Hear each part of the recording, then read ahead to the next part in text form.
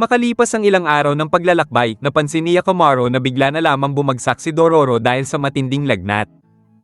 Bagamat hindi pa gaanong marunong magsalita si Yakamaro ay sinubukan niyang manghingi ng tulong, ngunit sa kasamaang palad ay walang nais na tumulong sa kanila.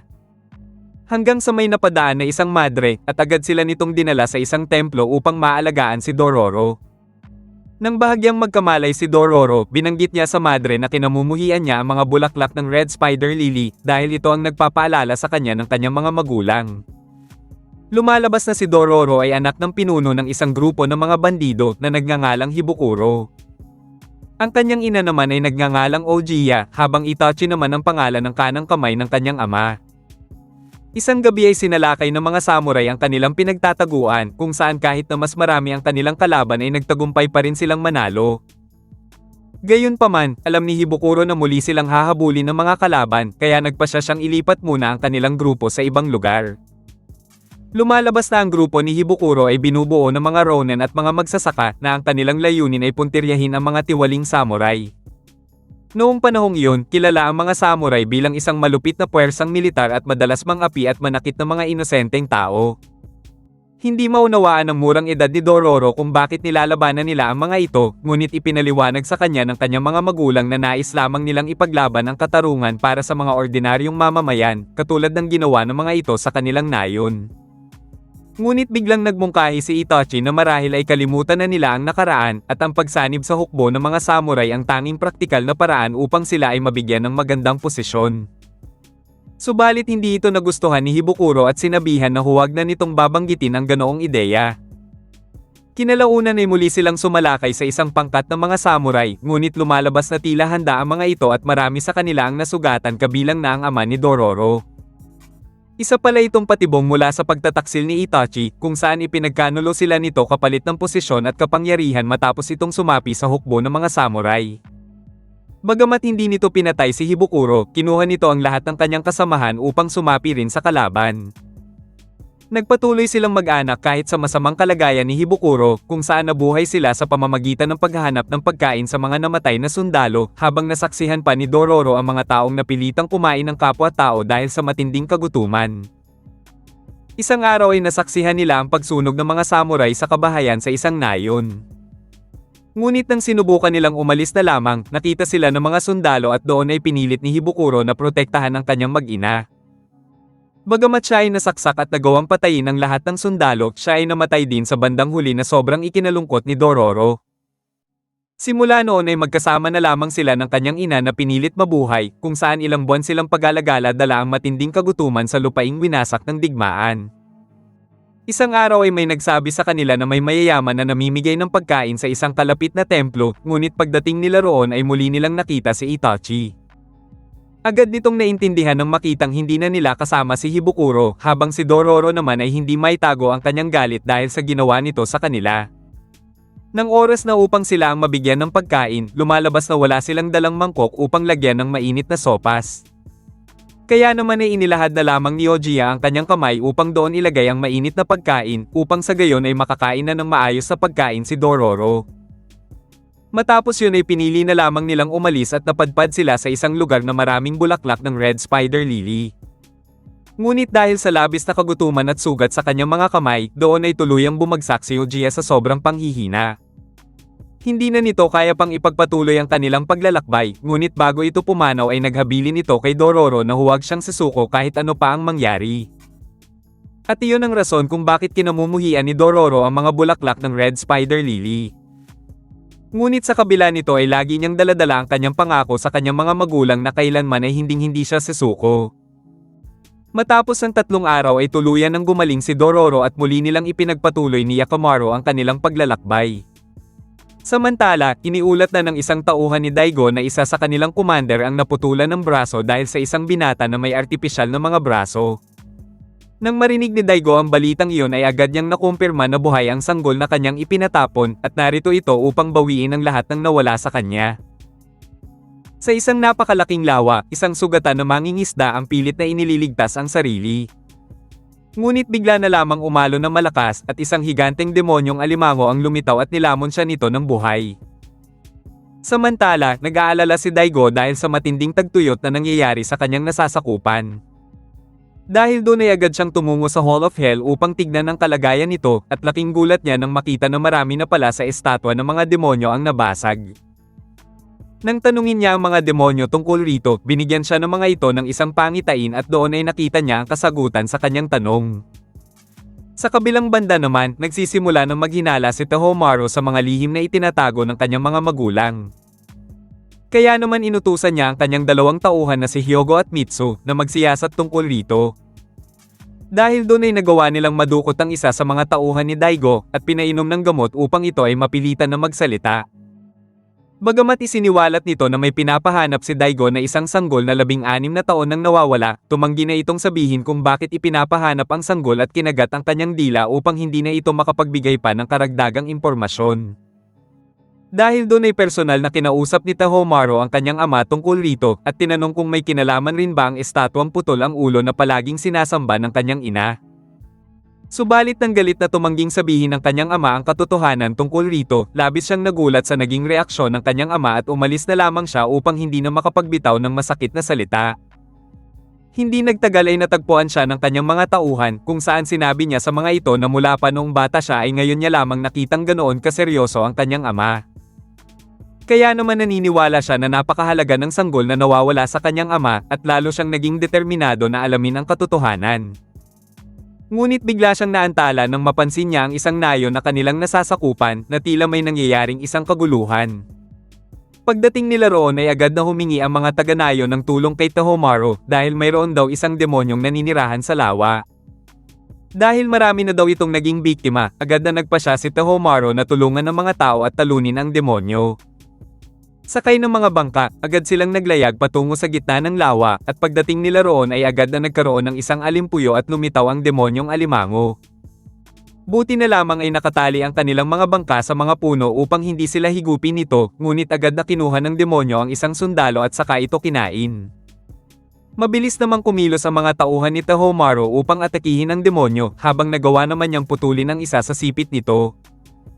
Subalit nang muli itong lumubog sa ilalim ng tubig, sinimulan nitong butasin ang kanilang bangkang sinasakyan, dahilan upang sila ay mapilitan na umatras. Muli silang nag-isip kung paano matatalo ang demonyo, kung saan habang nakatanaw sa mataas na lugar ay napansin ni Tahomaru ang isang bahagi ng katubigan. Kaya naman sa tulong ng mga taga-nayon, plano ni Tahomaru na gumawa ng isang dam upang ikulong ang alimango sa mababaw na bahagi at magawa nilang matalo ito. Sinimulan nilang akitin ang alimango gamit ang isang bangka patungo sa ginawa nilang dam upang ikulong ito, at saka nila binuksan ang pangalawang gate upang lumabas ang naipon na tubig, dahilan upang maiwan na nakatiwangwang sa lupa ang alimango. Doon ay sinimulan na ni Tahomaru at ng kanyang dalawang tauhan na salakayin ang demonyo, habang pinagbabato naman ito ng mga taga-nayon. Ngunit masyadong matalino ang alimango at sinimulan nitong wasakin ang dam na naging dahilan upang tangayin sila ng rumaragasang tubig.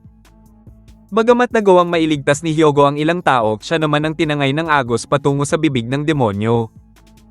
Ngunit bago pa man siya makain nito ay biglang dumating si Yakamaru at madali lamang tinapos ang demonyo na labis na ikinamangha ni Tahomaru. Kaya naman matapos ang napakaraming taon, doon na nag-cross ang landas ng magkapatid sa unang pagkakataon. Matapos ang mga nangyari, nagpasalamat si Tahomaru kay Yakamaru sa pagliligtas sa kanyang tauhan at sa mga taga-nayon, ngunit tila hindi niya nagustuhan kung paano siya tignan ng bida. Doon ipinaliwanag ni Dororo na bulag si Yakamaru at kaluluwa lamang ng mga nilalang ang kanyang nakikita, na labis na ikinagulat ni Tahomaru dahil kaya daw nitong makipaglaban kahit may kapansanan. Sa huli ay binayaran ng mga bida sa ginawa nilang serbisyo at itinuro ang lupain ni Daigo na pwede nilang puntahan, ngunit bago sila maghiwalay ay tinanong ni Tahomaru ang pangalan ni Yakamaru. Medyo nakaramdam ng pagkadismaya si Tahomaru sa kanyang sarili dahil ang isang tulad niyang tagapagmana ng isang lupain ay hindi nagawang matalo ang demonyo, habang ang isang palaboy na katulad ni Yakamaru ay nagawa ito. Gayunpaman, sinabi niya na kailangan pa niyang magsanay ng mabuti at hinding-hindi siya magpapatalo kahit kanino man. Nang makarating sina Yakamaru sa isang nayo na nasasakupan ni Daigo, doon ay may isang baliw na babae na tila may hawak na sanggol. Nang makita nito si Yakamaru, bigla itong natakot at sinabing dumating na ang demonyong bata. Pumunta naman sina Dororo at Yakamaru sa isang pagtatanghal tungkol kung paano napaunlad ni Daigo ang kanyang nasasakupan, kung saan doon ay muli nilang nakita si Biwamaru. Natuklasan ni Biwamaro ang nangyari kina Mio habang sinabi niya na pupuntahan niya ang lugar kung saan nakatala ang mga demonyong natalo ni Daigo at titignan kung totoo ba ang alamat. Ngunit bago siya umalis ay napansin niya ang mga kulay pula sa kaluluwa ni Yakamaru na nangangahulugang pumatay na ito ng isang tao, kaya binalaan niya itong mag-ingat. Samantala, iniulat ni Hyogo at Mitsu kay Daigo ang tungkol sa bulag at walang brasong batang lalaki na nagngangalang Yakamaru, kung saan dagdag pa nila na kilala ito bilang isang mangangaso ng mga demonyo. Nang muli namang gumala sina Dororo at Yakamaru sa nayon, narinig nila ang dalawang lalaking nag-uusap tungkol sa tinatawag na Banmon, kung saan sinubukan nilang magtanong tungkol rito. Ang Banmon ay isang kuta na ginagamit ng hukbo ni Daigo upang protektahan ang kanilang nayon laban sa mga pag-atake ng angkan ng Asakura, na isang kaaway naman ng angkan na madalas na nakikipagdigma sa kanila. Dahil napakaraming taong namatay rito, gabi-gabi ay nagtitipon doon ang mga multo upang kainin ang mga bangkay. Habang nakakaramdam si Yakamaru ng malakas na aura ng demonyo na bumabalot sa pader, isang bata ang biglang lumapit sa kanila at nagbabala na huwag silang tatawid ng pader kung ayaw nilang mamatay. Iyon ay dahil may mga sundalo ng angkan ng Asakura ang nag-aabang sa malayo, at kapag napatay sila ng mga ito ay ilalagay ang kanilang mga bangkay sa pader. Ang batang iyon ay nagngangalang Sukroko, kung saan dating nakatira sa isang nayon na nasa likod ng pader.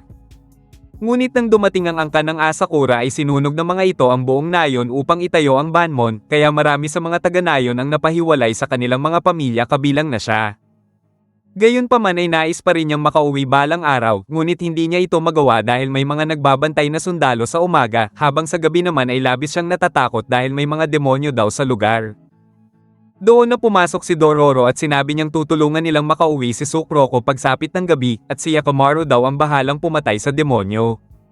Samantala, labis na natuwa si Nui nang malaman niyang buhay pa pala ang kanyang anak, ngunit kabaliktaran naman ito kay Daigo dahil sagabal daw ito sa pag-unlad ng kanilang lupain at nais niya itong patayin. Hindi nagawang mapigilan ni Nui si Daigo sa balak nito, ngunit narinig naman ni Tahomaru ang lahat ng kanilang pinag-usapan. Dahil sa mga narinig ni Tahomaru ay nagkaroon siya ng hinala at sinubukan nilang hanapin si Yakamaru sa isang nayon. Doon niya nakasalubong ang baliw na babae, kung saan nang makita pa lamang siya nito ay nabanggit nitong dumating na ang batang demonyo at wawasakin si Daigo. Doon na ibunyag na ang babae ay isa sa mga komadrona na tumulong nung ipinanganak si Yakamaru, kung saan isinalaysay nito ang buong katotohanan tungkol kung paano isinakripisyo ni Daigo ang katawan ng kanyang sariling anak sa mga demonyo, kapalit ng kasaganahan ng kanyang nasasakupan. Samantala, nagsimula ng maghanda sina Dororo sa kanilang plano matapos umalis ang mga sundalo ng Asakura. Ngunit ilang sandali lamang ang nakalipas ay lumitaw na ang mga masasamang espiritu na may anyong mga lobo, kung saan agad ang mga itong nilabanan ni Yakamaru. Subalit habang nilalabanan ang mga ito ni Yakamaru ay sinamantala ni Sukroko ang pagkakataon at sinubukan niyang umuwi ng mag-isa, kaya naman ay sinundan ito ni Dororo, ngunit sa kasamaang palad ay nahuli ito ng mga sundalo ng Asakura. Nagsama-sama naman ang mga espiritu upang maging ganap itong isang malaking lobo, kung saan nagawa nitong maibabawan si Yakamaru. Gayunpaman, nang magawang maitaboy ito ni Yakamaru, ilang mga palaso ang pumigil sa espiritu at saka ito mabilis na naglaho. Ang mga ito pala ay nagmula sa mga sundalo ni Daigo, kung saan matapos ang 16 na taon ay nakita na rin ni Daigo ang sanggol na kanyang ipinatapo noon. Nang makita ni Yakamaru ang kaluluwa ng kanyang ama, agad siyang na-curious rito at sinubukan lumapit upang tanungin kung sino ito. Subalit nang tawagin siya ni Daigo na anak ng isang demonyo at tanungin kung bakit buhay pa siya, doon ay labis niya itong ikinagulat. Inutusan na ni Daigo ang mga sundalo na patayin si Yakamaru, ngunit nagawa niyang maiwasan ang mga ito at mabilis na nakatakas. Gayunpaman, hindi mawala sa isip ni Yakamaru ang mga sinabi sa kanya ni Daigo at sinimulan niyang usisain ang katotohanan. Samantala, nahuli rin si Dororo ng mga sundalo ng Asakura at ikinulong sila ni Sukroko kasama ng ilang sundalo ni Daigo. Mula sa isa sa mga sundalo, napansin ni Dororo ang simbolo sa tuwalya nito, kung saan bigla niyang naalala na kapareho ito sa simbolo sa supot na dala ni Yakamaru. Ilang sandali lamang ay napansin niya ang isang maliit na butas na pwede nilang madaanan upang makatakas, ngunit dahil natatakot si Sukroko ay siya na lamang ang kumilos upang humingi ng tulong kay Yakamaru. Ngunit ay nakita siya ng mga sundalo at sinubukan siyang patayin ng mga ito, buti na lamang ay tinulungan siya ni Sukroko upang siya ay tuluyang makatakas.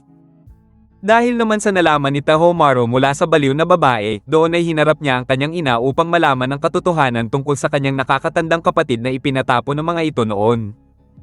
Nang aminin ni Nui ang katotohanan, labis na nadismaya si Tohomaru at sinabi niyang walang awa ang kanyang mga magulang. Ngunit biglang dumating si Daigo at ipinaliwanag na ginawa niya ang lahat para sa kapakanan ng kanilang nayon dahil noon ang mga tao sa lupain na ito ay tila naghihintay na lamang ng kamatayan, kaya nakipagkasundo siya sa mga demonyo kapalit ng kasaganahan. Habang para kay Tohomaru ay isa pa rin itong baluktot na desisyon, ipinaliwanag ni Daigo na wala siyang ibang pagpipilian kundi isakripisyo ang sarili niyang anak para sa kinabukasan ng lahat. Ngunit bigla silang natigilan nang makita nilang natunto ni Yakamaru ang kanilang tahanan, kung saan nang makita ni Nui ang kanyang anak matapos ang 16 na taon ay nais niya itong lapitan. Dumating ang mga bantay at inatake ng mga ito si Yakamaru, ngunit pinigilan ng mga ito ni Tohomaru at sinabing iyon ang kanyang nakakatandang kapatid.